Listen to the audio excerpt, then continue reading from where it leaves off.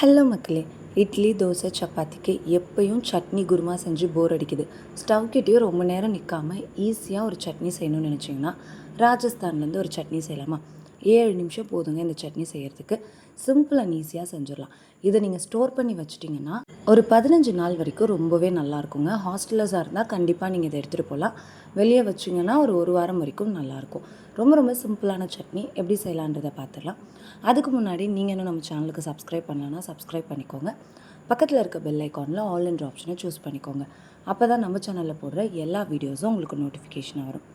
இதுக்கு ஒரு இடிக்கல் எடுத்துக்கலாம்.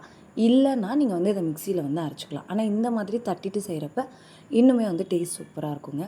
ஒரு 15லேருந்து 20 பல் பூண்டு எடுத்திருக்கேன். நீங்கள் உங்கள் வீட்டுக்கு தகுந்த அளவுக்கு பூண்டு பற்கள் எடுத்துக்கலாம்.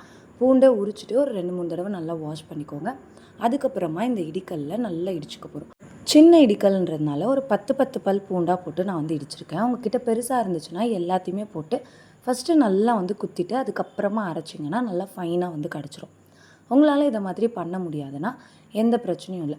மிக்சர் ஜாரில் மாற்றிட்டு அதை ஒரு 4 தடவை பல்ஸ் பண்ணி எடுத்திங்கனாலே போதும். நம்ம இடித்து எடுத்தால் எந்த மாதிரி ஃப்ளேவர் வருமோ அதுவே கிடைக்கும். ஆனால் இடிக்கல் இருந்துச்சுன்னா கண்டிப்பாக இந்த மாதிரி தட்டி பேஸ்ட் ஆக்கிட்டு அதுக்கப்புறமா ட்ரை பண்ணுங்கள்.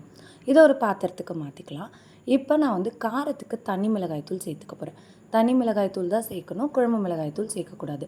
தனி மிளகாய்த்தூள் இப்போ நான் எடுத்துருக்கிறதுக்கு ஒரு 1லேருந்து 1.5 ஸ்பூன் வரைக்கும் தேவைப்படும். உங்கள் வீட்டில் காரம் கொஞ்சம் ஜாஸ்தியாக சாப்பிடுவாங்கன்னா உங்கள் வீட்டுக்கு தகுந்த அளவுக்கு சேர்த்துக்கோங்க. பூண்டுலேயே காரம் இருக்குன்றதுனால ரொம்ப காரம் சேர்க்க தேவையில்லை. இப்போ காரத்துக்கு நான் தனி மிளகாய்த்தூள் சேர்த்துட்டேன். தேவையான அளவு உப்பு ஒரு 1/2 ஸ்பூன் வரைக்கும் உப்பு சேர்த்துக்கலாம். உப்பு பத்தலைனா கூட நம்ம கடைசியில் சேர்த்துக்கலாம். இப்போ ஒரு பாதி அளவுக்கு உப்பு சேர்த்துக்கோங்க.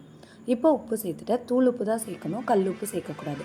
கொஞ்சமாக தண்ணி சேர்த்துக்கோங்க. ரொம்ப ஜாஸ்தியாக தண்ணி சேர்க்காதீங்க. ஏன்னா சீக்கிரமாக இது வேகணும்னா தண்ணி ஜாஸ்தியாக இருக்கக்கூடாது. தண்ணி சேர்த்ததுக்கப்புறமா நல்லா கலந்துக்கோங்க. அந்த மிளகாய்த்தூளும் உப்பும் நல்லா கலக்கணும். கலந்த உடனேவே இதை ஒரு வானலில் நம்ம கொதிக்க வைக்க போகிறோம். நல்லெண்ணெய் இருந்தால் நல்லெண்ணெயில் செய்யுங்க. அப்போ தான் ஃப்ளேவர்ஃபுல்லாக இருக்கும்.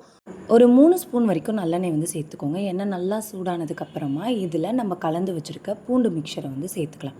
சேர்த்துட்டு ஸ்லோ ஃப்ளேமுக்கு மாற்றி ஒரு 4 நிமிஷம் நல்லா கொதிக்க விடுங்க. நடுவில் ஒரு 2 தடவை நீங்கள் கிளறி விடுங்க. ஏன்னா நீங்கள் கம்மியான அளவு எண்ணெய் விட்டுருந்தீங்கன்னா அடிப்பிடிக்கிறதுக்கான வாய்ப்பு இருக்குன்றதுனால நடுவில் ஒரு 2 தடவை இந்த மாதிரி கிளறி விட்டுக்கோங்க.